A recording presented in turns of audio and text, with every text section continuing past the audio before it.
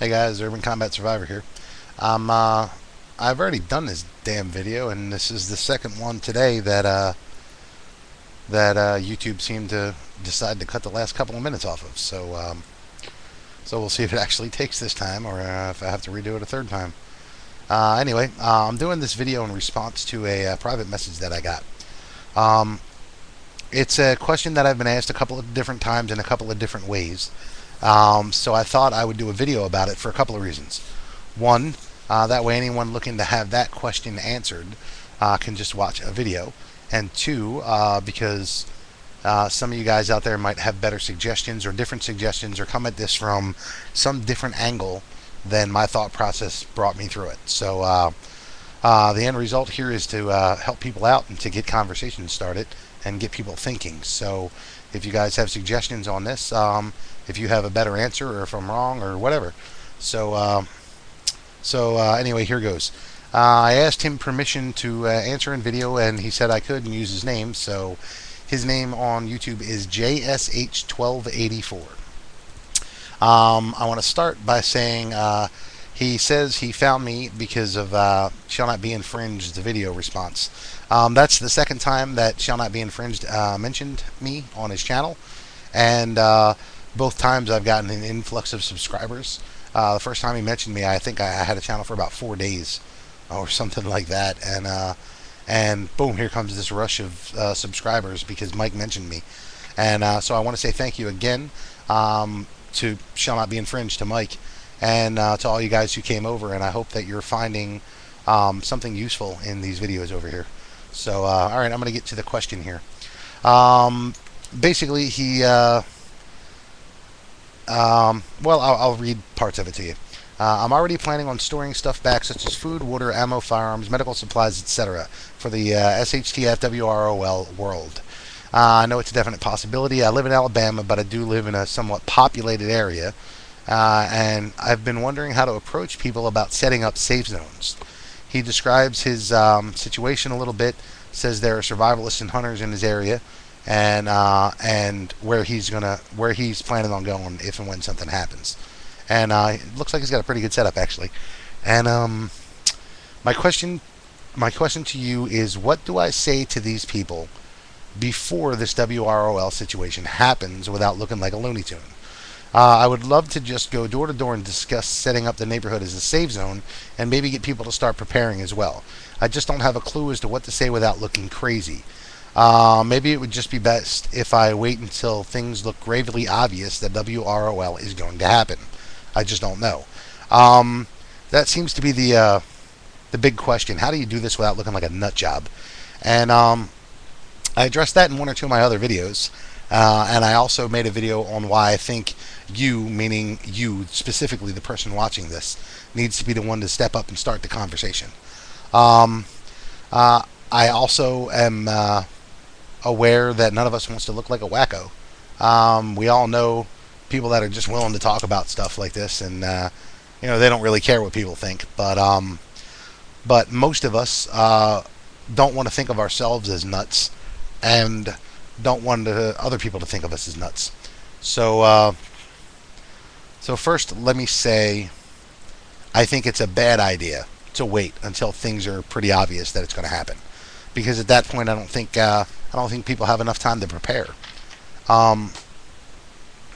So there really is less of a point. There's a greater advantage, not less of a point. There's a greater advantage in talking to people earlier rather than waiting.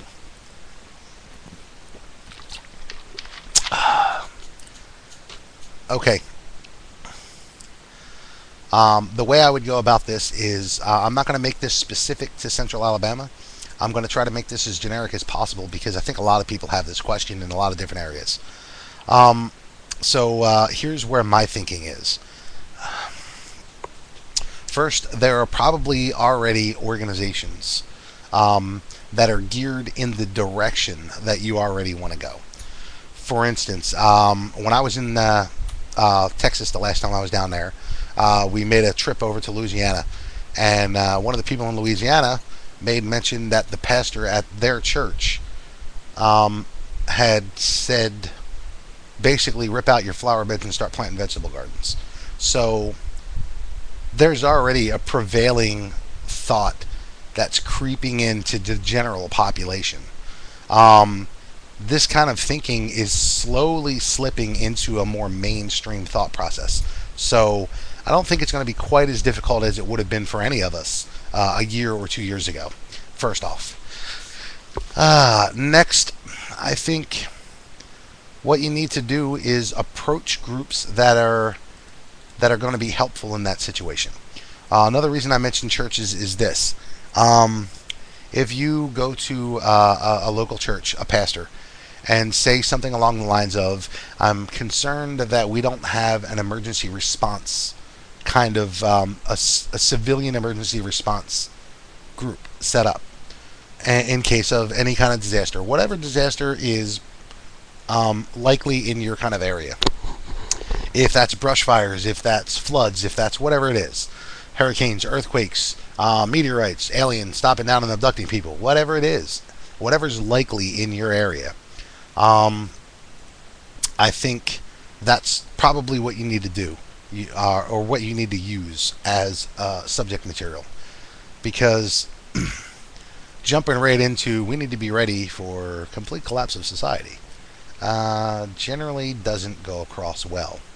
So something more along the lines of, I think it'd be a good idea if we had a civilian emergency response team in case of emergency, so that we can have a plan and everybody kind of knows what to do, comes across as way less wacky. And people are more prone to listen, which is the point, right? You want people to get ready, you want people to listen. So, churches are a great place to start. Maybe talk to a pastor or two and say, hey, I was thinking if we had an emergency, most people only have less than a week's worth of food put up in their house. So I was thinking maybe we could come up with some way to have food available at the church in case there's an emergency. Or maybe you could talk to your congregation about making sure they have food. Because, I was reading about insert disaster here, Katrina, whatever. And, most people didn't have food put up. And I'm kind of concerned about that. That doesn't sound very crazy. Also, you could make a lot of inroads talking to some of them survivalists, because they're probably already thinking all this stuff. Most of them, anyway. So, another avenue of approach could be just talking to people in general. Like, hey, I was thinking maybe we could put together some kind of emergency response team in case X happens. Whatever X being not the complete economic collapse of the United States and the world, because that's crazy. X could be something more like, in case a flood happens, in case there's an earthquake, in case whatever, again, whatever your area is prone to being exposed to. I was thinking, we could set up this little group and, there's not much involved to it. I don't really want to do too much. I was just thinking, we could all put our name on a list and exchange phone numbers. That way, if anything ever happened, we can call one another and let each other know what's going on, first off. Next, maybe we could all agree that we're all going to put up 3 months worth of staple kind of foods. That way, if anything ever went down, those of us on this list would be able to help other people out until things can get better. That's, I think, a non-crazy sounding way to start that off. Then, maybe we meet once every, 2 months, 3 months, and just talk about different possible scenarios and, what we would do if. Then maybe we should bump that up 3 months to 6 months, because what's that, an extra $60 a person? And really, while you're at it, if you lose your job, it'd be great to have that food put away anyway, because unemployment only pays 70%. So, it'd be really cool to have that food put back. There's a bunch of different methods. My brother is actually has actually really put a lot of thought into how to talk to people without sounding crazy. And for instance, the unemployment thing is one of his things. If something happens and you lose your job, if something happens and you get sick and you can't work, if something happens for whatever reason, you can't get your normal income into your home, it'd be smart to have X amount of food, 6 months worth of food or a year's worth of food put away. That way, if you're living on unemployment, you can concentrate the money that you're getting on paying bills rather than eating food. If your car ever breaks down and it's going to cost you a big repair, well, you can eat off your stores and just go get your car fixed rather than scrambling. Um, there's a million little approaches that you can make like that. You're going to have to feel your community out, and you're going to have to feel the people you're talking to out.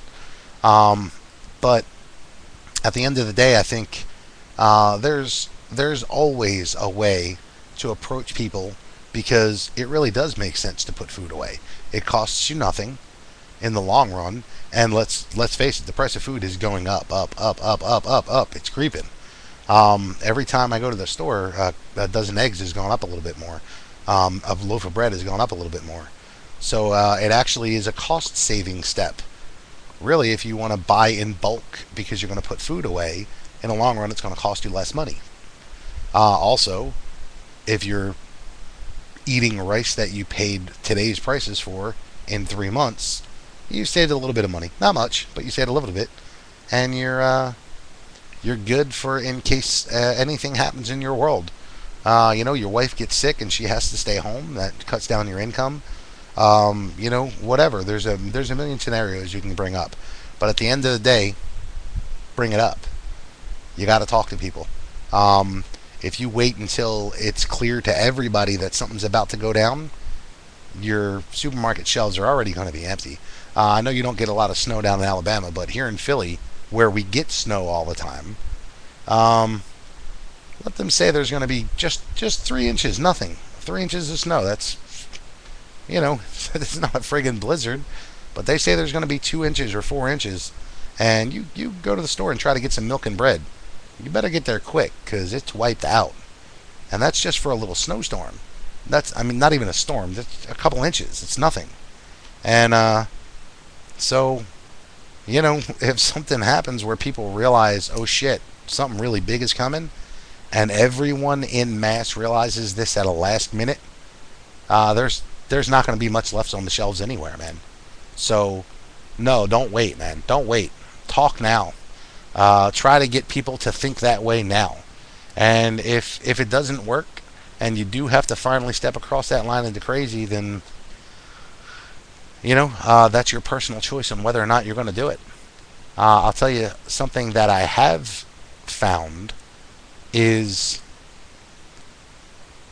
I'm trying to stay a little bit away from politics, but if you ask somebody what their favorite news channel is, if they pause before answering, it's probably Fox, because they're worried about getting bashed. I've found that people that watch Fox News are a little more likely, particularly if they watch Glenn Beck, they're a little bit more likely to listen to reason and logic than people who are the kind that would bash Fox News because they don't like the message. Pretty much anyone who listens to a message without attacking a messenger. If you hear somebody bashing insert politician here, if they're attacking Sarah Palin, if they're attacking Fox News, Glenn Beck, if they're attacking personally those things, they're probably not the best person to talk to because they're emotional, knee-jerk kind of people. You want people that are logical.